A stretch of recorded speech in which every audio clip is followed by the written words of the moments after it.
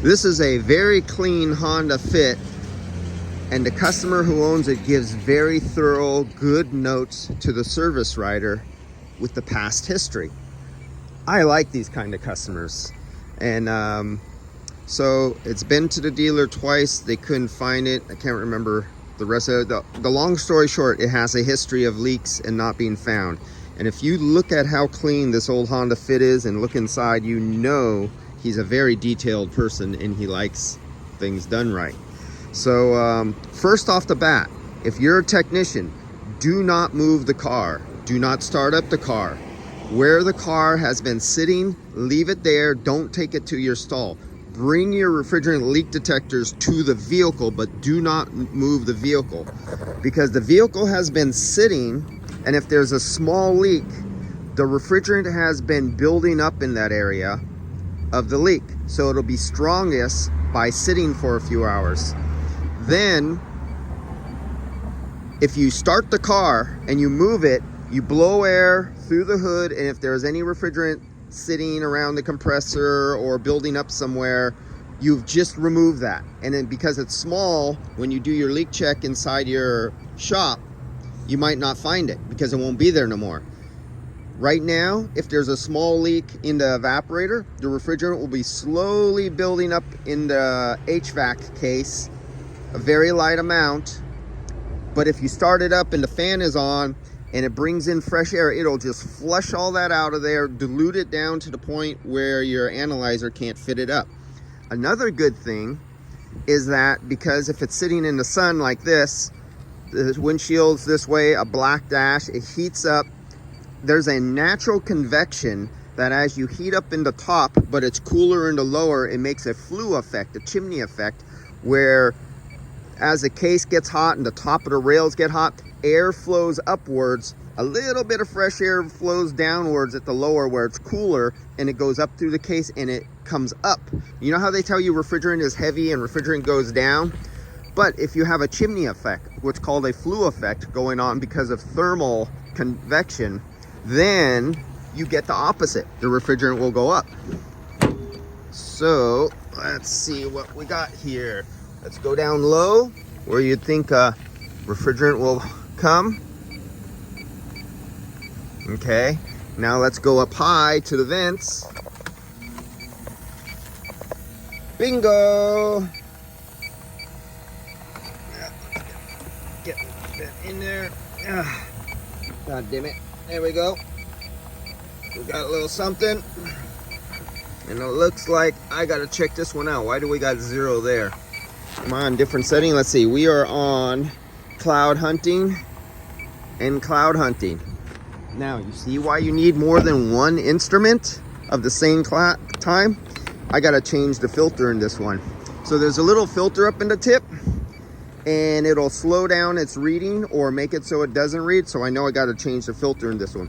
I also own the refrigerant vials that are lab reference refrigerant leak testing vials for testing your accuracy. I do that about once a month, but I can tell right now because I have 2 that one is picking up, one is not. This was actually picking up before I was on camera, but it was a little weaker.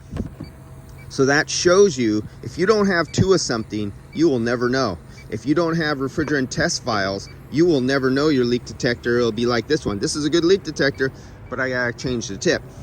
So, let's go in there and let's start the engine, or no, the blower, and I'll give it a little puff and we'll see what happens to the readings. So let's get back in there.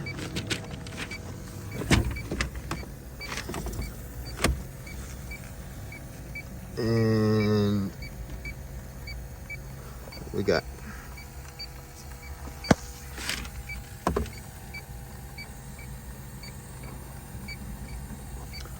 let's see if this one. Now this is infrared technology, and these will zero themselves out to the refrigerant level in its presence, and it'll make it hard. Sorry guys, I'm trying to do this with 2 hands. Hold this. Okay, I'm getting it back out here in the fresh air. Okay. Let's get these back in here. Let's see if I can do this without knocking them over.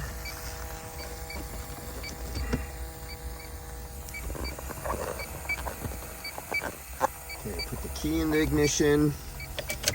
Let's see, his fan level is off. Key on. Give it a little hit. Give it a little hit again.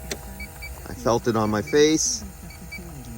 Oh, that was it. I just turned on the fan a little bit, blew it, and it went back down to 0. So you just lost your chance. So if I was a technician and I just jumped in this car and moved it and got airflow, I just wiped out any chance to pick up any refrigerant in the vehicle. That chance is now gone. I'm inside my stall. I'm looking for my leak. I blew it because I would have moved this car. Do not move your car.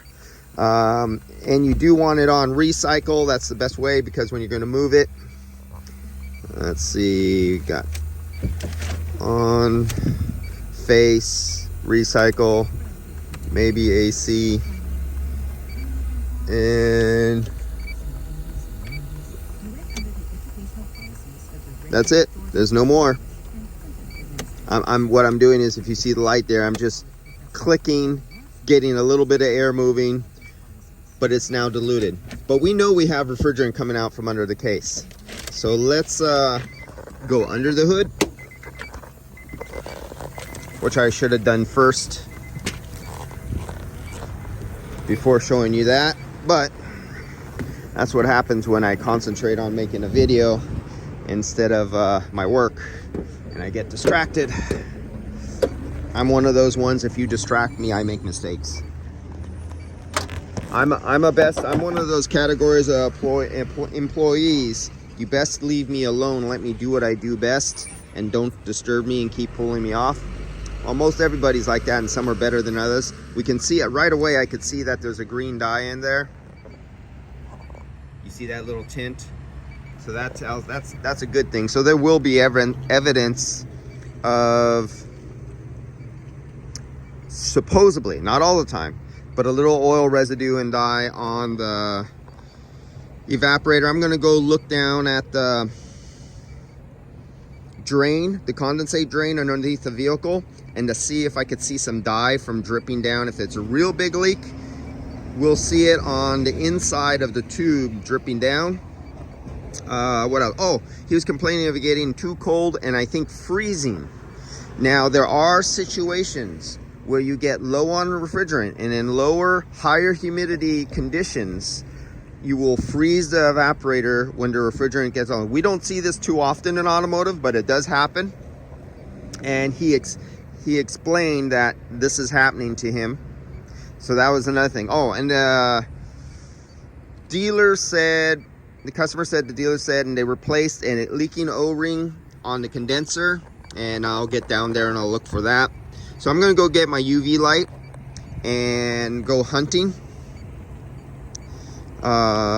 If there's any visuals with the UV light, I will come back and make another follow-up video than this. But we already know we had a concentration of refrigerant under the dash, and as soon as I disturbed it and diluted it out, opened the doors, turn it on, it's gone. It has now been flushed out of the case.